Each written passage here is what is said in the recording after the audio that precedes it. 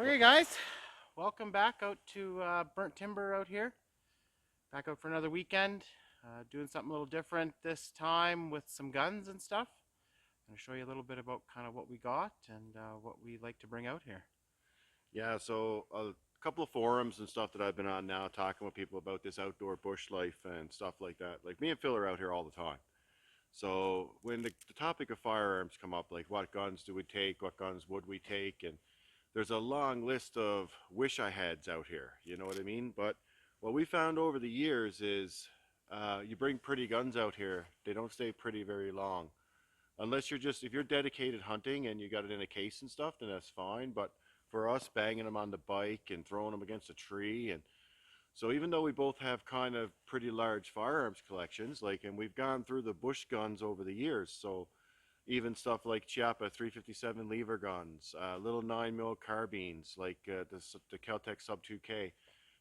Kel-Tec Sub 2K is awesome. It's small, it packs up nice, but when it gets minus 35, that plastic, I'd be a little bit wary of it sometimes.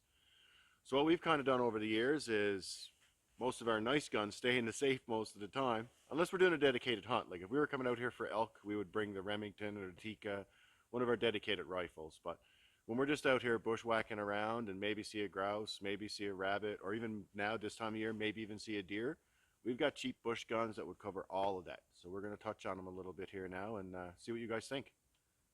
Right on. Okay, we'll start at the beginning. I've got two rifles that I typically bring with me: a 12 gauge and a 22. We'll look at those right now and keep moving through the rest of them.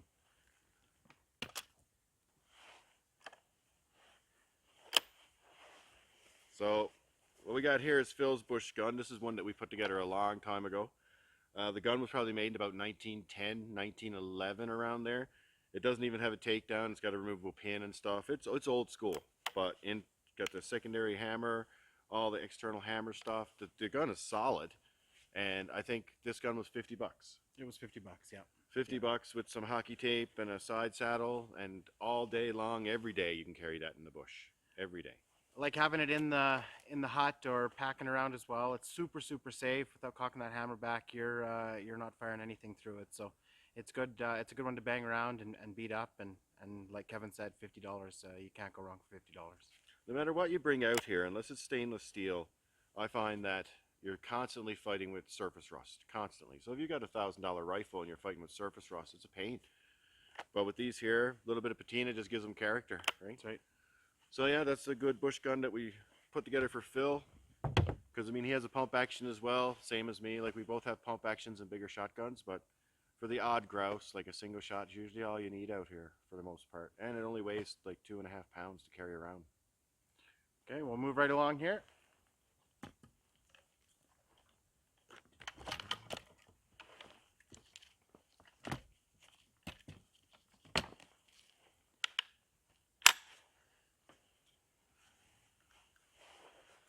Yeah, so this is one of the standards you'll see a lot in the bush world, the Ruger 1022.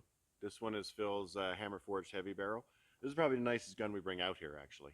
I've got a 1022 as well with the Butler Creek folding stock and stuff, but usually one semi for plinking and playing around. Phil will carry this quite a bit. It's one of his favorite toys, eh? That is my favorite 22 for sure.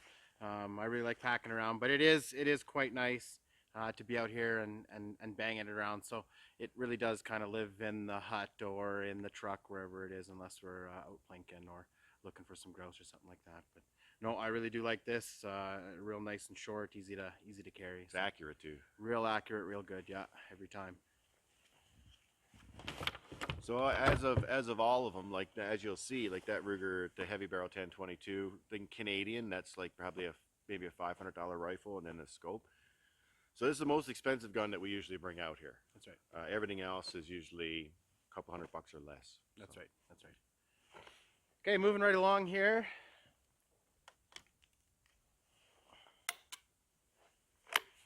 So this is my little bushy that I put together a while ago.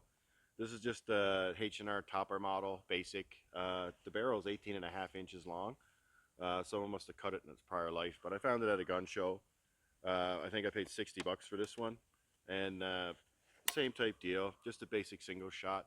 We have the chamber adapters too. You can get chamber adapters from Short Lane Arms that'll shoot everything from 22 long rifle up to pretty much 45-70.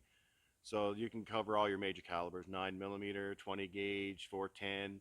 For us, usually we just carry the 12 gauge as it is and then a 410 insert, because with the 12 gauge, if you're walking along and you see a grouse that's only 20 feet away, well, you don't want to shoot it with a 12 gauge usually. So little 410 does the trick on stuff like that.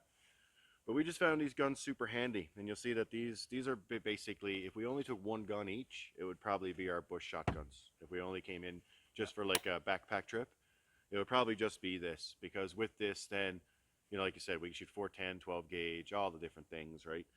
And when you go to sleep at night in a bush camp or whatever, it's nice to have the shotgun next to you. You never know. Right? Yeah, and if we're not coming out for the hunt, that's exactly right. Is we're typically just taking those two, and that's our arsenal for the weekend.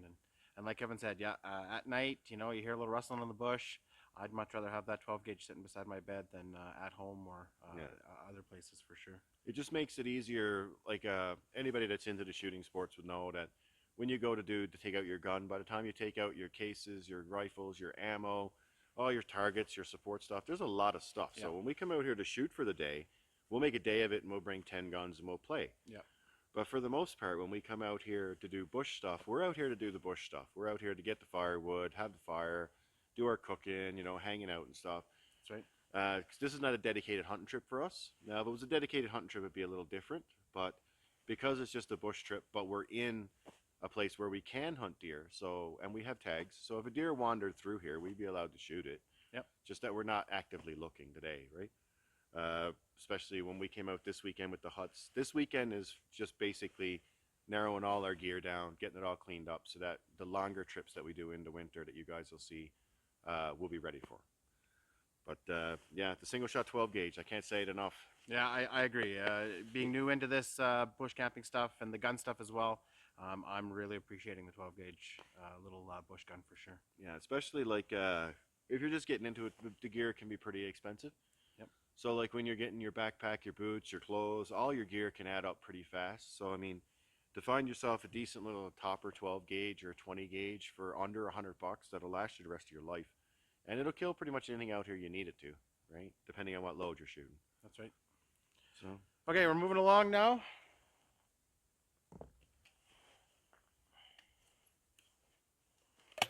So this is another one from my collection. This was my original bush gun, the one that I had first. This is a Baikal, or a Baikal, I'm not sure how you say it, it's Russian. This is a Baikal, or a Baikal, I'm not sure how you say it. It's Russian. Really good, solid little 12 gauge.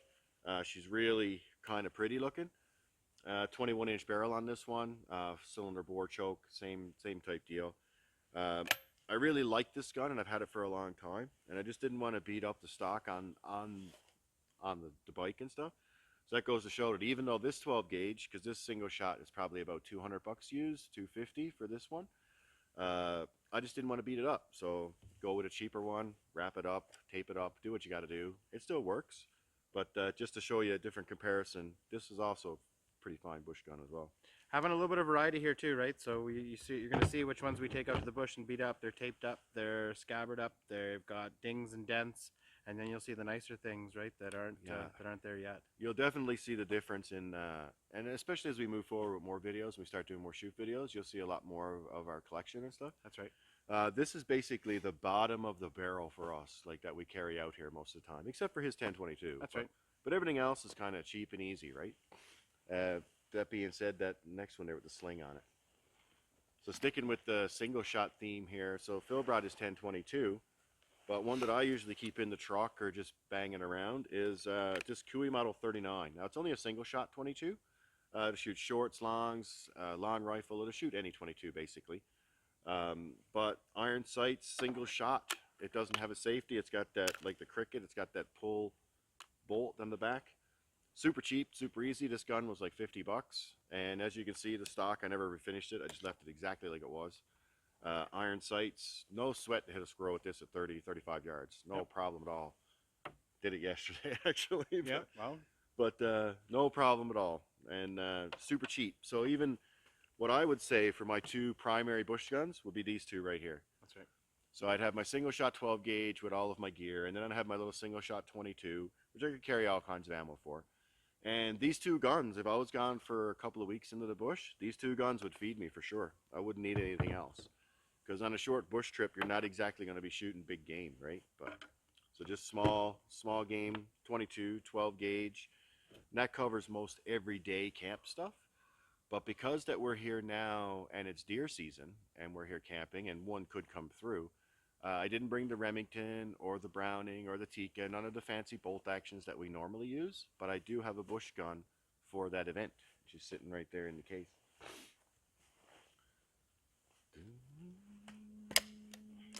Everything's stiff because it's cold. So this one here, take the trigger lock off. This one here is a Stevens Model 219. The gun's probably about 60 years old, but it shoots 30-30 Winchester. So same thing as a lever action 94 or a Marlin 336, but this is a single shot 30-30. I find this gun is good out to about 150, 175 yards with the irons. You got to practice with it, obviously, but lightweight. It comes down the exact same way as a 12 gauge, so everything comes apart. Same thing as a single shot 12 gauge. They all break the same way. So everything comes apart into pieces. You can put all these pieces in a little short case, and then you've got a lot of capability when you get in the bush.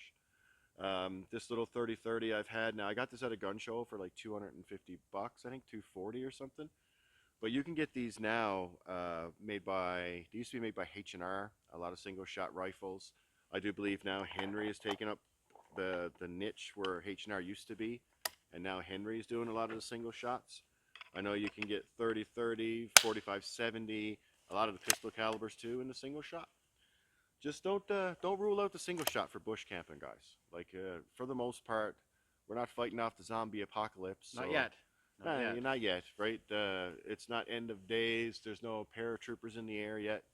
So the semi-auto assault rifles can kind of stay home for now, right? But the single shot, it's the way to go. All these guns here on the table. So 2, 3, like the 4 guns that I brought out here, this is the most expensive one out of them, and out of the 4 guns they only add up to about 600 bucks, all of them. Yeah. And that was this one being 250. So the other 3 guns is like it's a 350 bucks. So you can get a really good budget kit together that can do a lot in the bush for very little money. But I think that's pretty much it for the guns, guys. I just wanted to touch base. Me and Phil figured we were out here today and it's kind of sunny and it's fresh snow. We figured we'd kind of just show you guys some of the stuff we bring out with us and some of the philosophy behind the single shots and it's just having a beater gun. It's nice to have some beater guns in your collection.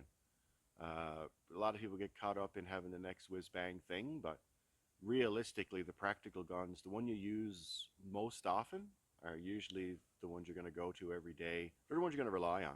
That's right. Like I got a Chiappa 357. I got a bunch of semi-automatics and stuff like that. But when we come out here, it's single shots and simple things, especially in the snow like this. Yeah, the last thing you want is to bring out your nice expensive rifle and have it fall in the snow and in the mud and all the things, right? I mean, I understand that's what they are used for, and it can happen when they are being used, and that is a thing too. But I do feel a whole heck of a lot better when my old beat up 12 gauge falls in the ground opposed to my $3,000 AR. That bothers me. Yeah, like I have a lot of trouble with the first mark on a gun. I get a new gun and I keep it pristine forever, pretty much. Yeah. Which almost makes me not use it like I should. That's right. And then you get that first ding, that first dent, that first little bit of rust, and then she becomes a usable gun. Then okay, well I don't mind now, but for the most part, like you keep them oiled, keep them like this one's still not rusty or nothing. This is a good old gun, but 30-30 Winchester. So we're probably gonna take these over there now and do a few shots and have a few blasts out of them, just to kind of let you guys see how they work and function. And other than that, thanks for watching the video, guys. Surviving.